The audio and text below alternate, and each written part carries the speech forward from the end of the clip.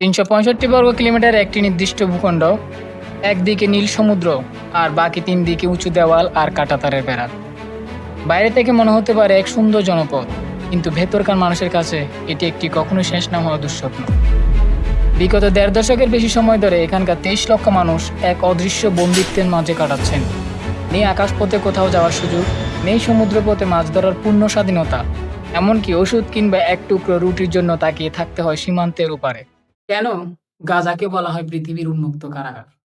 কেনই বা এখানে প্রত্যেকটি মানুষের নিঃশ্বাসে বেঁচে থাকার এক অসম লড়াই?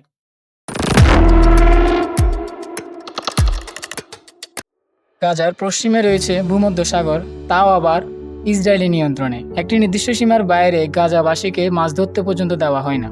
উত্তর দিকে রয়েছে ইসরায়েল এবং একমাত্র প্রবেশপথ এরেজ ক্রসিং, যেটা দিয়ে খাদ্য, ঔষধ এবং জরুরি সকল নির্মাণ সামগ্রী পর্যন্ত নিয়ন্ত্রণ করে ইসরায়েল। পূর্ব দিকেও ইসরায়েল এবং দক্ষিণ দিকে রয়েছে মিশরের মরুভূমি এবং রাফা ক্রসিং, যা প্রায় সময় মিশর বন্ধ করে দিয়ে রাখে।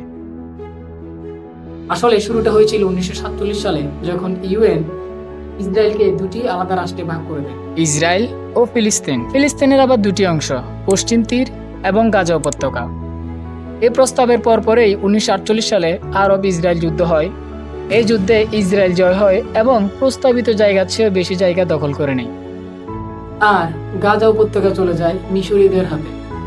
১৯৬৭ সালে ৬ দিনের যুদ্ধে ইসরায়েল এই গাজা উপত্যকার দখল নেই, কিন্তু তখন গাজাবাসী জীবন এ ধরনের ছিল না। তাদের জীবন ছিল স্বাধীন এবং উন্মুক্ত। হাজার হাজার গাজাবাসী প্রতিদিন যাতায়াত করত ইসরায়েলে বিভিন্ন কাজের জন্য।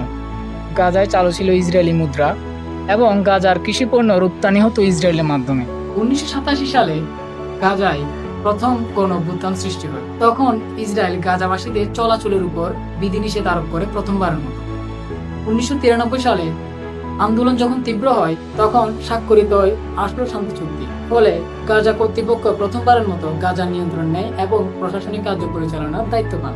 এই সময় গাজায় নিজস্ব বিমানবন্দর দাহানিয়া এয়ারপোর্ট তৈরি হয়।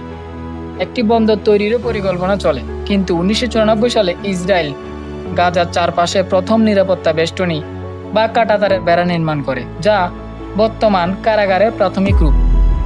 ২০০০ সালে ২৮ সেপ্টেম্বর ইসরায়েলি তৎকালীন বিরোধী দলীয় নেতা এরিয়েল শ্যারন শত শত সশস্ত্র পুলিশ নিয়ে জেরুজালেমের পবিত্র আল-আকসা মন্দির প্রাঙ্গণ পরিদর্শন করেন।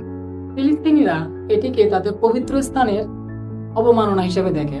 জুমার পরের দিন বিশাল বিক্ষোভের সৃষ্টি হয়, যা পুরো ফিলিস্তিনে ছড়িয়ে যায়। এই বিক্ষোভে ইসরায়েলি পুলিশের গুলিতে বেশ কয়েকজন ফিলিস্তিনি নিহত হয়। আবারও গাজায় গণঅভ্যুত্থান সৃষ্টি হয়, যা চলেছিল ২০০৫ সাল পর্যন্ত। এতে প্রায় ৩,০০০ ফিলিস্তিনি এবং ১,০০০ ইসরায়েলি নিহত হয়। এতে ইসরায়েল গাজার চারপাশে বিশাল কংক্রিটের দেওয়াল নির্মাণ করেন।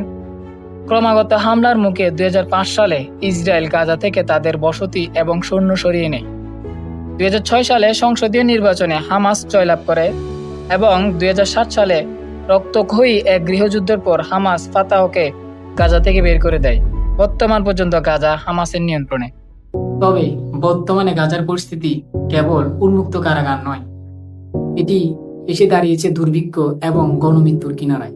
২০০৭ সালের ৭ অক্টোবর হামাস পরিচালনা করেন অপারেশন আল-আকসা ফ্লাড। গাজা থেকে হাজার হাজার রকেট নিক্ষেপ করা হয় ইসরায়েলে। হামাস ২৫০ জন ইসরায়েলি এবং বিদেশি নাগরিককে বন্দী করে। তার প্রতিশোধে ইসরায়েল পরিচালনা করেন অপারেশন সোয়ার্ডস অফ আয়রন। গাজার উপর সর্বাত্মক বিমান হামলা এবং স্থল অভিযান চলে। গাজায় খাবার, পানি, বিদ্যুৎ ও জ্বালানি পুরোপুরি বন্ধ করে দেয় ইসরায়েল। ৩০,০০০-এরও বেশি ফিলিস্তিনি নিহত হন। গাজার প্রায় ৮০% স্থাপনা ধ্বংসস্তূপে পরিণত হয়।